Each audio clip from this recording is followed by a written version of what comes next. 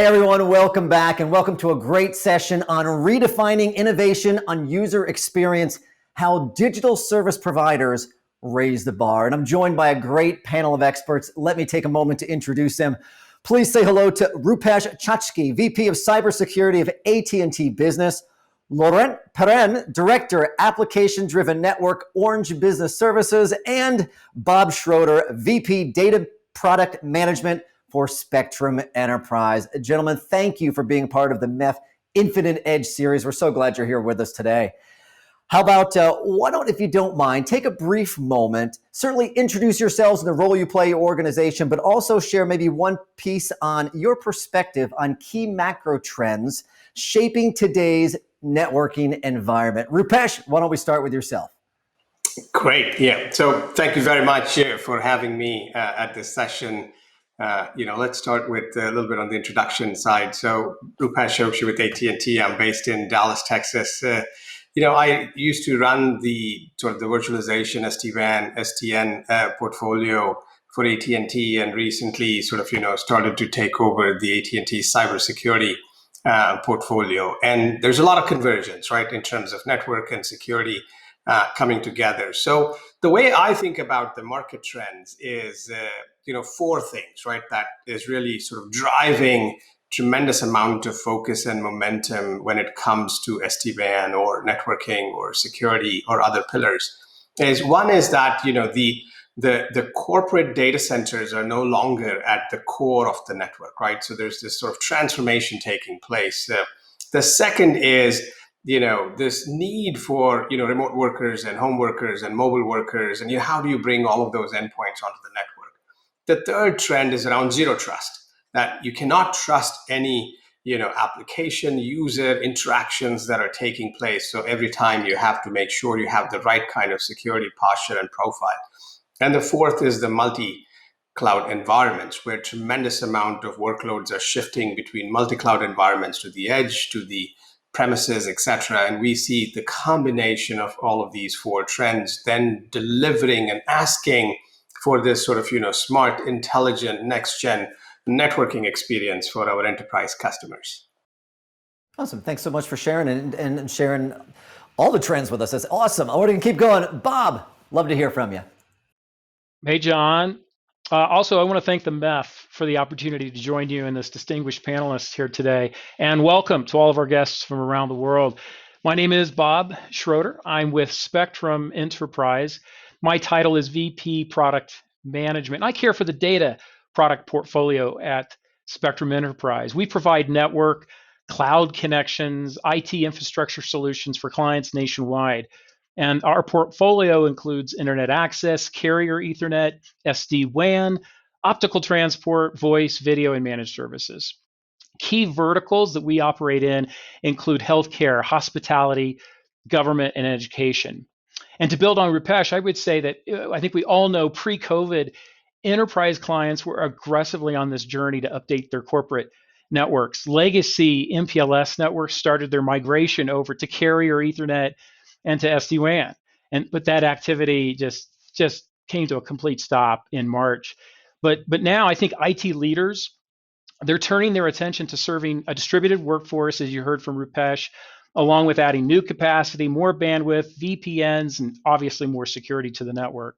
So we're seeing, a return to network migrations and expansions into hybrid WANs and as Rupesh said, designs for multi-cloud connections in 21. In fact, the RFPs that we're working on now suggest that organizations are, assessing what they learned during the pandemic, and they're going to start this aggressive, innovative return to getting into managed services and hybrid networking services.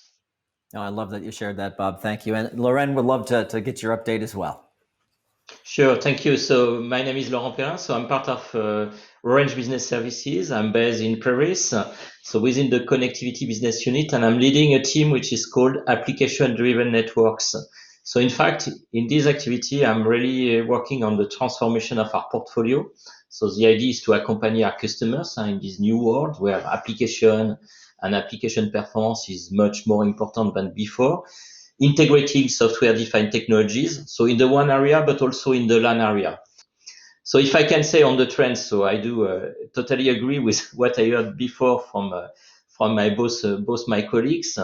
I could say two things that I see quite important to these days. So one is the softwareization. It's really driven by the adoption of a cloud native mindset with our customers, but with all the players on the market. So basically, we have been working on preparing the infrastructure, on transforming it to support this new approach. It's also work that we are doing with the vendors. I think it's also important to see that the vendors we are working with, they are also moving to this software world. So we have to all together adapt the ecosystem to support this and to support new capabilities to our customers. And last things that I would add on the trends, and I think Rupesh mentioned it before, it's really the fact also that these network and security topics are converging really. We see less and less frontiers. So this is very clear in what we see with our customers, in the requirement from our customers, in the RFPs. So, and this is also linked to the fact that the environment of the application is more and more distributed. So you need to think differently about the security. And basically, you need to think about security and network together. Probably why this day the SASE concept is so popular. And I think we'll talk about this later. Laurent, thank you for sharing that. I'm going to have you actually start with the first question and have Rupesh do an add-on to it as well. If you could share with me, what are the primary factors you feel are currently driving enterprise purchasing decisions for network services, and how do you see those evolving? Okay, so I think things are evolving or maybe accelerating with the context we had this year with the crisis. Our customers, clearly, they have short-term priorities on cost containment, so maintaining the cost, managing the cost, and also, moreover, on projects that are likely to deliver the most value and the highest resilience to their business. So business resilience is really key, and they will globally prioritize projects that will enable more business agility, and so that they can rapidly react to any situation, as what we had this year. So we have seen that the companies that were more advanced in their digital transformation were also the most resilient one to the crisis situation. So globally, this is a key topic. And what we have seen with the pandemics is that the project have not stopped. In fact, it has accelerated the pace of transformation. And even the most conservative customer, they are starting to shift to this digital native approach, to this new mindset. And this because it's about business resilience. So it's even more important. It's not only about creating new value. It's about protecting the value and ensuring that you don't lose business in this kind of difficult situation. So we see many requests that are coming much more important than before, especially the demand from working from home. We are all doing that these days. So this is a key part of the demand of our customer. Before it was some more outside of the SD-WAN context. It's also the need and probably to review the way the offices are configured and also the production sites. So to support the people coming back to the office, to support also the digitalization in the production area. So we see also lots of interest. It was already the case before on the IT and OT convergence, but probably with the crisis, again, this is even more important to ensure that all your facilities, including production facilities, remain operational even in a crisis context. And so much more adaptation than before globally that is required. So at the same time, in this context, it's also very important to maintain a very high level of application performance and the best security for the end users. So all of this is very complex with the adoption of cloud, with the adoption of internet. Globally, most of our customers are working with internet connectivity, so it leads to possible security breaches, application performance issues, and so on. So many challenges around that. But globally, we see, and if I would like to summarize that, we see that the expectation of enterprise now, if it goes to connectivity services, is really to get the best of security, flexibility, and end-to-end performance, but all of this at the same time, which is really a challenge. So, I agree with, everything that Laurent mentioned, and you want to tie back into a couple of things that Bob mentioned before, which was around sort of, transformation, right? So transformation is front and center. 2020 has been a phenomenal year in terms of, what's happening with the enterprise, the business transformations, etc. So if I have to kind of think about, why, network services continue to be sort of, front and center for all of the enterprises is the sort of, the digitization that is taking place, right? The business processes are all sort of, communications enabled, or this convergence of sort of, networking and security, because you have a hyper distributed workforce, and every industry in every vertical is going through, massive transformation. And I think if you kind of break that down and say, okay, the collective objective for all of us is to serve the business outcomes for the enterprise customers, right? And the business outcome could be operational efficiency, it could be productivity, it could be collaboration tools, it could be, new revenue growth opportunities. If somebody has to go pivot overnight into an omni-channel kind of an environment to serve customers, how do you fulfill all of that, right? So I think those are the main drivers in terms of why network services are kind of front and center, and we see tremendous amount of uptick on bandwidth, consumption of bandwidth, looking for more security with endpoints, with users, with applications, etc. And networking is cool again, right? Networking is cool again. Networks fuel the digital transformation. Awesome. Thank you, Rupesh. And actually, Rupesh, I'm going to stay with you for a moment. Can you share, or I guess I've got some great questions of how this is laid out. How can customers mix and match overlay services such as SD-WAN and underlay connectivity services, carrier Ethernet, optical transport, and IP, and feature sets to address their unique requirements? So great question, right? So every enterprise has a unique sort of, business need, a driver, a journey, a transformation, a blueprint, and where they are, right? So, if you look at the the slide over here, or the graphic that talks about, the underlay, the overlay, and how all of this is sort of, put together and coming together. So the way we think about it is that you have the physical aspect of it, right? Where you have the wired connectivity, the wireless connectivity, the MPLS connectivity, the internet connectivity, Ethernet as a protocol in both cases. You have broadband, which is shared, and you have sort of, wireless broadband connectivity, both fixed and mobile. So that whole sort of, physical, virtualized, global sort of, infrastructure served by fiber and mobility type of assets, and 5G at the cusp of all of this is driving and delivering the underlay. And then on top of that, we have the sort of overlay, which is more in terms of the intelligence and the application awareness. So Laurent touched on, the application awareness and why those things are front and center.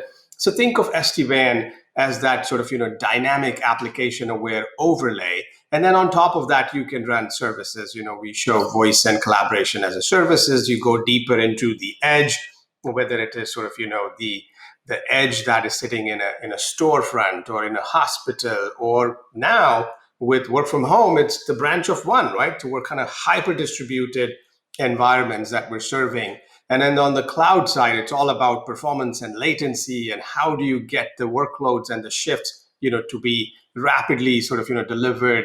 It goes back to the agility comment that was made before, and all of that sort of, wrapped with cybersecurity, because again, security and network convergence is what we are seeing every day. Plus, the perimeters have changed, right? In terms of if you were securing your corporate networks with VPNs, now you're thinking about, how do I go beyond that with the hyper distributed workforce, etc.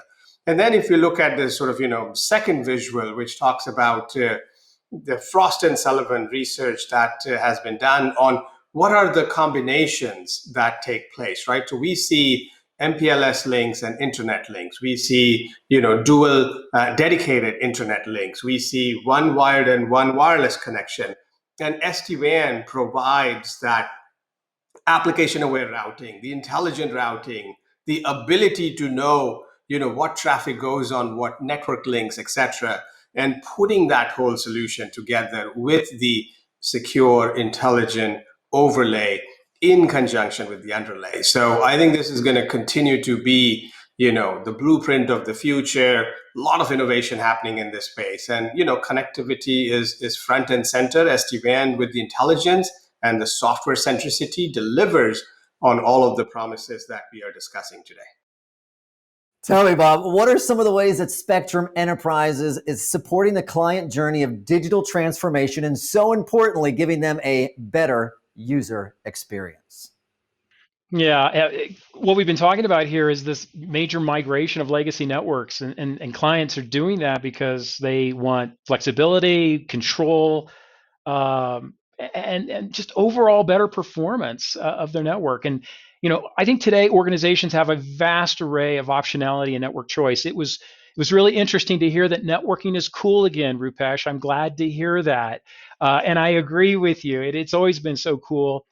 And when I think about the things we do at Spectrum Enterprise, we help clients with choice and flexibility with the migration. It is not easy to port from where you've been for years on these old legacy MPLS networks and to move to something new that we've been talking about. Look, agile business require, as we've been saying, any user, any device, any app, at any time. It's just this amazing, like, on-demand world that we live with, and it's just resetting expectations out there for all of our clients. So some clients of Spectrum Enterprise, they choose to use carrier Ethernet, and that provides a very high level of predictability and control and performance. These kind of networks are really important in healthcare campus environments, financial networks, and even government organizations.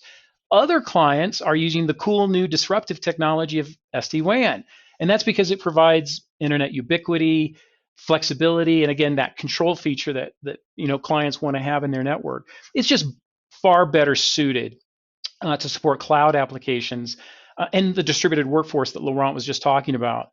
But many IT leaders have experienced such disruption from this pandemic, and as a result, I think they're preparing to embrace these new disruptive technologies at a far faster pace. I think they're going to lighten up investment now on the LAN density in exchange and in lieu of the WAN for more functionality on the wide area network, so they can do the things like multi-cloud, remote access in this distributed workforce. But overall, conversion is not easy. Clients need to do it. We've talked about why.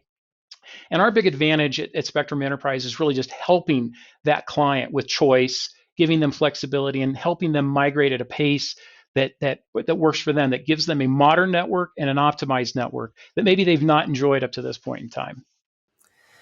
Bob, thanks for sharing. We're going to keep the focus on the customer, and also want to focus. We're going to make that hashtag networking is cool. That's one of the big ahas of the day. I love that, Rupesh and Bob, for reinforcing it. Keep the focus on the customer. How about some use cases where you've demonstrated how you're helping clients redefine their network innovation? Yeah, thanks, John. I mean, look, I call it the cloud forward clients. Those that were cloud forward during and before COVID, they were far better positioned. They could accommodate the change. Those that had fiber connectivity to their regional and national networks, they could easily increase capacity. They could add bandwidth. They could add new locations pretty quickly. Those that were using what we call managed network services, they were just able to benefit from things like co-management and the ability to initiate almost on-demand changes to their network. They made material changes, and they didn't have to send staff into data centers or other locations when they actually couldn't. They were able to react pretty quickly because they had co-management of a portal. They had 24-hour customer care. And with Spectrum Enterprise, you get 24-hour national feet on the street to help you in case you need to make some changes out there on the network. So because of these advantages, we're expecting this major renewed interest now in what we classically refer to as managed network service with hybrid cloud components. We are seeing a lot of interest in SD-WAN, as Rupesh said, with dual underlay, and now growing. We're actually seeing that third underlay, which is the wireless internet connectivity, and that gives you incredible continuity and business resiliency options to these networks. So we think network innovation is going to accelerate now, and much of that is based on what we learned from the pandemic and the fact that there's a whole new reality of a distributed workforce, aggressive migration to the cloud because clients have to. And I think most importantly, that pervasive requirement that you can't trust anyone or any packet entering the network now. That zero trust component really makes a big emphasis in how we think about these modern networks going forward.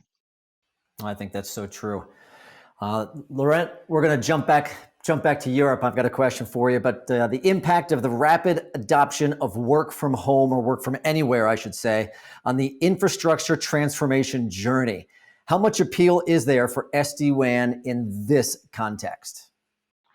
Okay, so first, I would say that SD-WAN remains very attractive and very good for our customers, and we have seen that this year. So we didn't have a decrease in the activity. I think on our side it was quite busy, even at the worst in the worst periods, with customer continuing to deploy their network. We had a big retail bank in France, and we continued to deploy sites. Even during the first lockdown in France, which was very a bit tough, and things did continue, and we have been able to move with the migration of these customers. So that's on the deployment, on the pre-sales as well. So we have many opportunities, many discussions with customers ongoing. I think so. The SD-WAN in this context remains very key, because it brings more flexibility, and our customer, they really need flexibility in terms of site connectivity, in terms of access to cloud. We see also that in this context, even I'm talking about flexibility operational, but also contractual flexibility. The fact that maybe some of our customers will need to change and move some site, or to remove some site, because more people will be working from home. So they expect this additional flexibility that we want to bring on our side, and with the solution that we deliver, but also with our partners. It's important. We are working with the vendors also to get much more flexible business model to support the evolution of the business in overall. And that being said, of course, working from home and working from anywhere, it's very important. It's very key. And let's be clear, SD-WAN was not initially meant for that. It was really meant for site-to-site connectivity, multiple underlays, as it was described by Rupesh. It's still very important on this topic, but we see also that we need now to better integrate what this topic around working from home and working from anywhere within the SD-WAN solution. We think, and I think that this will be following the crisis, customers will look for a sustainable approach to support that on a long time period. So it's very important to have a consistent solution, for people working from home and working from the office. And when I'm saying consistent, I mean consistent in terms of security, providing the same security level wherever you work, and also as much as possible providing consistent level of performances. So bringing opportunities and options that will allow to optimize the performance for the end user wherever he's working from. Let's continue, Rupesh, and tell me, what's compelling, would you say, about SD-WAN and SASE from a security effectiveness perspective? So, I think Laurent brought that comment in, right, in terms of, SASE, right? It's here, it's a hot area. We're seeing a lot of, buzz in that space. And the way we are approaching it is that it's an evolution of SD-WAN security networking from a convergence perspective, right? So that's sort of, one angle to it. The second is this ability to deliver these services from an edge cloud, right? So edge clouds are, elastic in nature. So if you have movements of large data that you need to authenticate, or if you need to ensure that these users are allowed or not allowed, or, should Rupesh have access to the SAP environment that is sitting in a multi-cloud environment, right? Or should John be able to have access to the HR payroll system that is sitting in a SaaS environment, right? So a lot of these interactions need to be sort of, validated and defined. So if you start to think about, as both Bob and Lauren talked about, we see tremendous amount of demand on SD-WAN, started with the branch transformation, started with the dual links, the triple links, right? With the 5G, the wireless connectivity, it's going to even furthermore accelerate, right? So we're going to continue to see that. And then the pandemic happened, hyper distributed, work from home. So we saw that. Now it's looking at how do you take all of it and you have a networking architecture with security embedded into it delivering at scale, right? So if before I was dealing with a customer with 1,000 branches, now I'm dealing with probably 10,000 work from home and those 1,000 branches. And oh, by the way, there's going to be a lot of, business IoT type of endpoints that start to come onto the network, right? So the number of endpoints, the number of data points that are being requested is huge. So you have to have a very different architectural mindset. And that's what SASE is bringing forward, is thinking about how do you serve a sort of, network security convergence at the edge of the network. And it talks about SD-WAN, firewall, SWIG, which is secure web gateways, CADSB, which is sort of, deeper sort of, content management of security. And these things sort of, put together with ZTNA create a very differentiated experience. So a lot of, new acronyms in our industry, as we are famous for that, right? But gives us an opportunity to serve our customers in a very different way. And the simple things that we talk about, agility, scale, elasticity, these are the forward-looking architectures that deliver that. Awesome, Rupesh. Great perspective. Bob, I'm going to jump back up to yourself, sir. What do you expect from enterprise clients as we come out of 2020 and they begin to reevaluate their corporate networks for the future? They learned a lot. We all learned a lot, frankly, as we've been talking about during this pandemic. Here's some pragmatic things I'm hearing from clients in the RFPs and what they're telling us they're going to be doing this coming year. Bandwidth acceleration, bigger bandwidth, bigger growth. I mean, getting to 10 gig was kind of a big deal. Not any longer. Getting to 100 gig is kind of common discussion these days. So we're going to see that. Hybrid network, as we've talked about. They love the internet ubiquity for their network, but they also want carrier Ethernet for that performance and that control feature. I think you're going to see more co-management going forward. The pandemic just brought this such to the forefront that with those that had co-management or the ability to make some changes, they want more of that going forward. We've talked about the dual underlay. We might even say triple underlay, but they're going to use a variety of fiber, broadband, wireless connections to basically replace legacy. And I think finally, not only about the cloud security, which is obvious, but there's this network proximity and density thing that's starting to happen. Apps closer to eyeballs. And we have to do that to support, just better network performance for those ultra low latency applications. So I think, one thing's for sure, we're hearing all those things.